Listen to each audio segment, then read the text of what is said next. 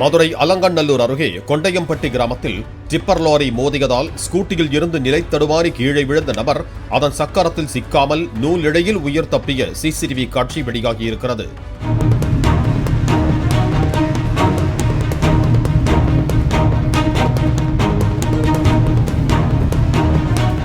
Tipper லாரியை overtake எடுத்து முன்னால் சென்ற ஸ்கூட்டி மீது அந்த லாரி மோதிய நிலையில் அதன் ஓட்டுநர் சுதாரித்துக் கொண்டு ஸ்டியரிங்கை வலதுபுறம் திருப்பியதால் உயிர் சேதம் தவிர்க்கப்பட்டது.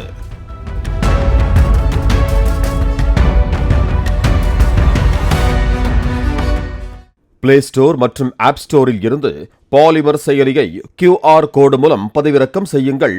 செய்திகளை உடனுக்குடன் பெறுங்கள்.